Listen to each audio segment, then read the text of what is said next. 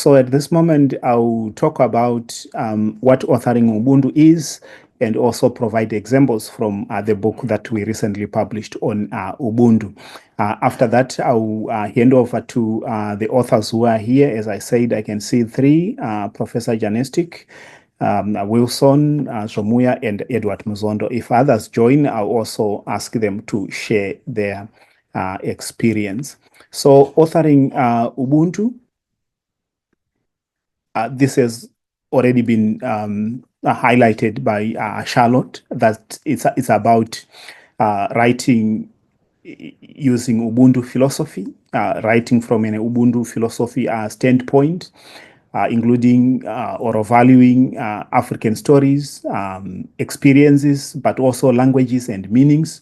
All these are important. Then also African history, that's Sangofa looking back, African ethics, but also African aspirations. So when you are writing from a position where you are including this in your writing, in your reviewing, but also in the publishing, then you are authoring Ubuntu. So that's the focus for the masterclass for this year 2025. So I'll provide an example from this recent project. It's a 2025 project, which is a book slash textbook titled Ubuntu in Social Services and Development in Africa, a comprehensive guide. The authors are listed there, and some of them are in the meeting today to provide their insights. The book was published by Zero Publishing. Where do you get the book? I think it's important for me to give this information early so that you know where to get the book. So the book is in various formats and also is available from different platforms. It's available from the publisher website, which is www.zero.africasocialwork.net.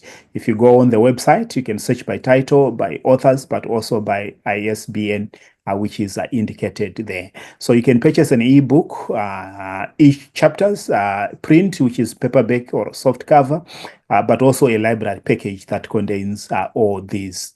You can also get an ebook, print, as well as hardcover from Amazon, then the ebook from Kindle Books, but also from Google Play Books, but also African Books Collective, which is one of the biggest distributors of African literature. So our listing there is coming, will be listed soon.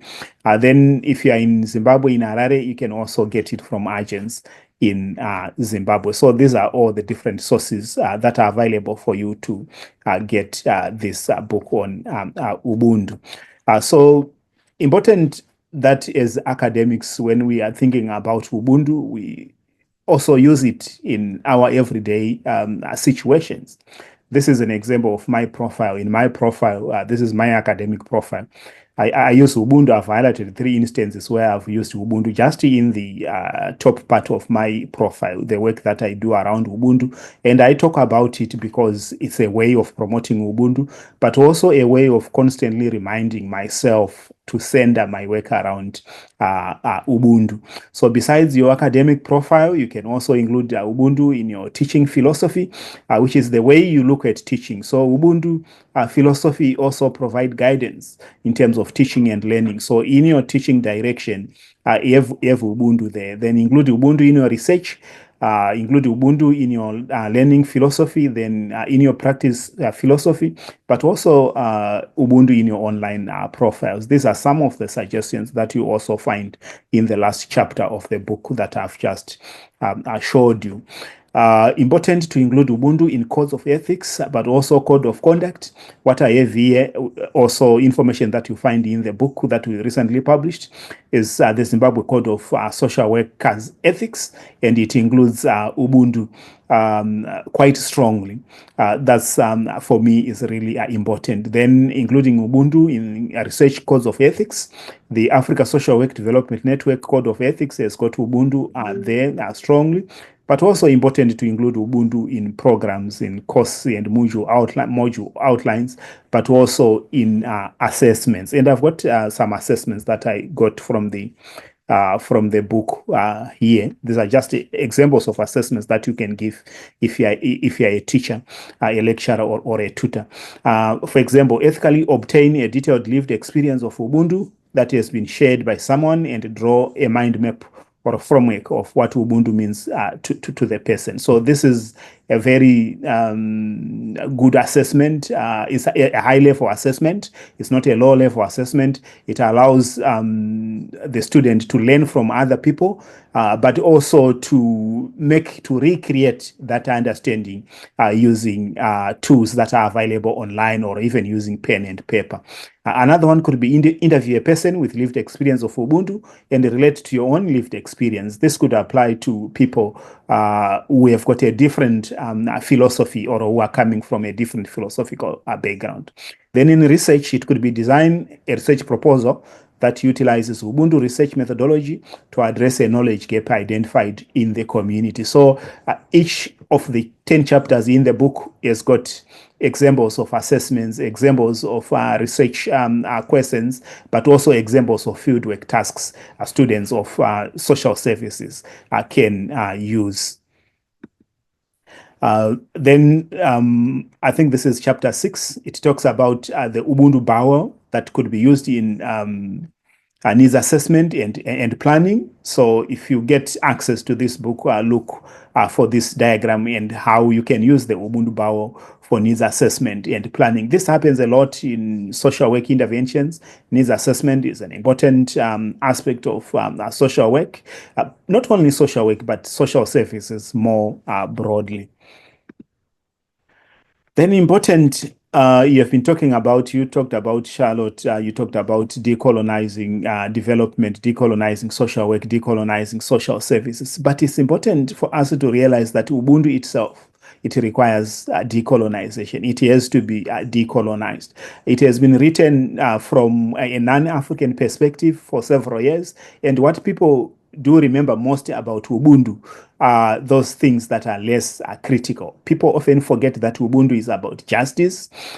People focus more on forgiveness, kindness, humanity, but without justice, kindness without reciprocity, and forgiveness without compensation. So Ubuntu goes beyond those things. Productivity. So people often talk about sharing as a value of Ubuntu, but how about production? So important for us to also insist on the decolonization and lead in the decolonization of Ubuntu. People often talk about a community as a value of Ubuntu, which I agree. But often people talk about families without community, yet we say community is at the center of Ubuntu. So decolonizing Ubuntu is something that you find a lot in the book that I shared with you. Then you can also use Ubuntu to understand the domains of social services. This is coming from work that I did with, I think, 7 colleagues from 7 different African institutions, where we talked about what constitutes or how do we apply Ubuntu at a higher level in understanding social services, development, social work, and social and developmental issues. We came up with 4 things: understanding, developing, and protecting families. So this was expanded in the textbook. Then understanding, developing, and protecting communities, but also understanding, developing, and protecting society and nations, and understanding, utilizing, and protecting the environment. So when you look, those are the key levels of Ubuntu: the family, the community, the society, then the environment, then the spiritual at the end. Those are the 4 elements that make up the integrated framework of Ubuntu. So Ubuntu does help us a lot to understand the domains of social services and development.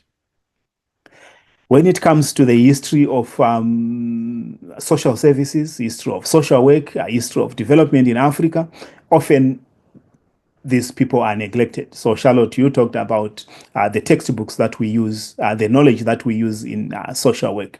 I just want to check from the audience if you can see if you can name one of the faces appearing on this slide. Whom do you know? Whom do you remember?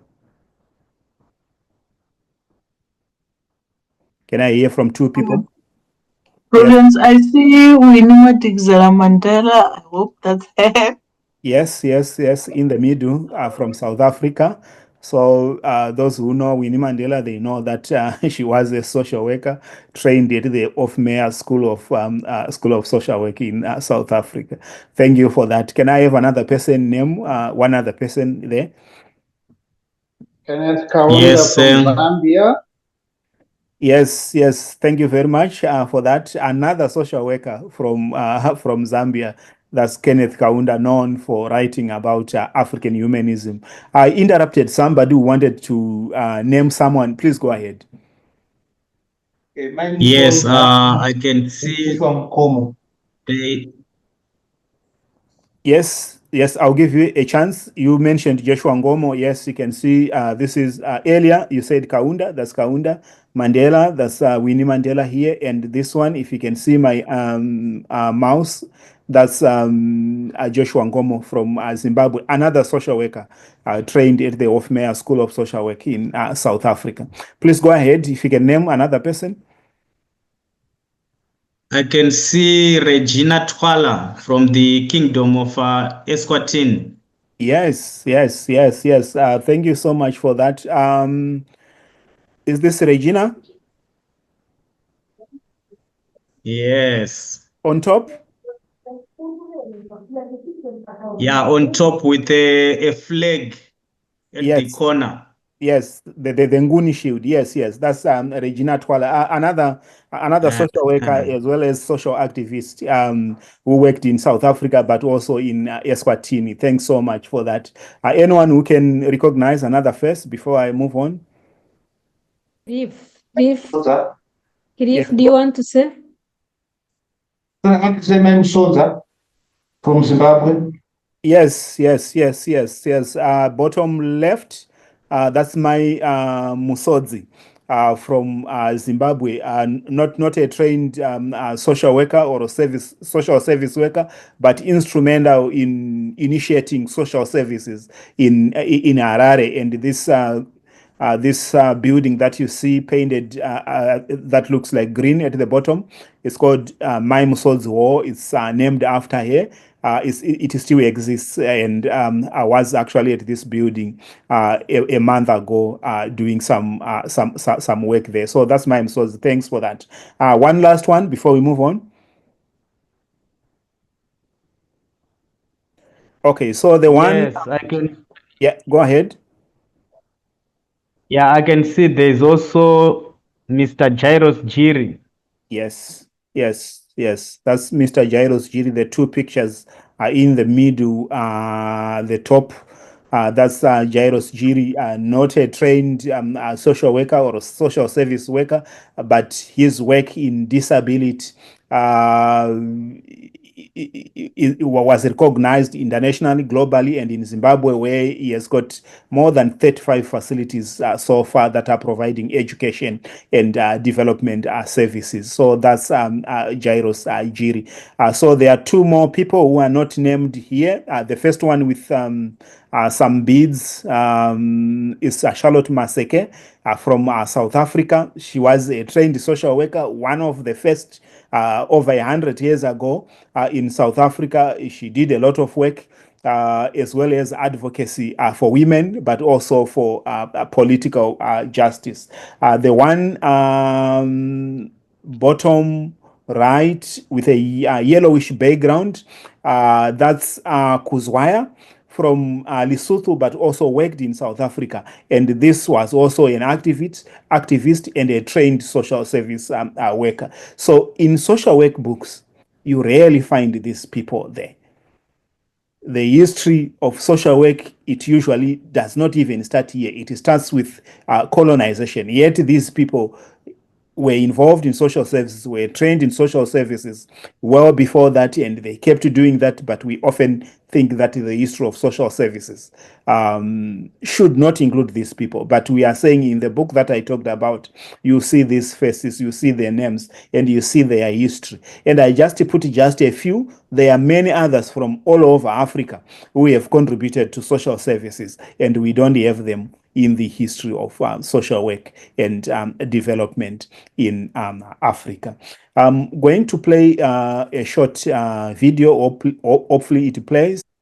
Going to talk about beads and how, as symbols or as dressing or as art, they are also philosophy, they are also theory, and they are a representation of Ubuntu.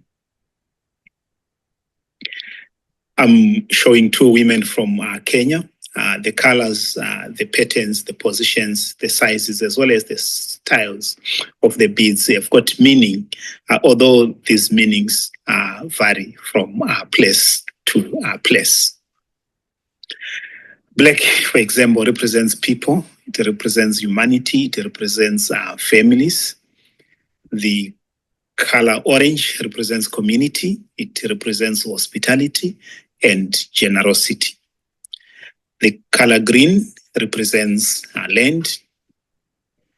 The color white, it represents milk, which is the source of life. So like I said, this varies from community to community. For others, the white bead may mean a different thing. Red represents blood of livestock, which is the source of life. Blue, it represents the sky, which again is the source of life. Yellow, it represents animal skin for clothing and for protection. There are many ways of using these beads. Across Africa, others use them as necklaces, headgear, bracelets. They are just different ways of using them. And like I said before, they also carry different meanings. However, there is a deeper meaning to all of them, and that deeper meaning is Ubuntu. They are. So I'll stop this here and provide you with a link to the YouTube channel of the Africa Social Work and Development Network. There are more videos there for you to use in your teaching, learning, but also in your research.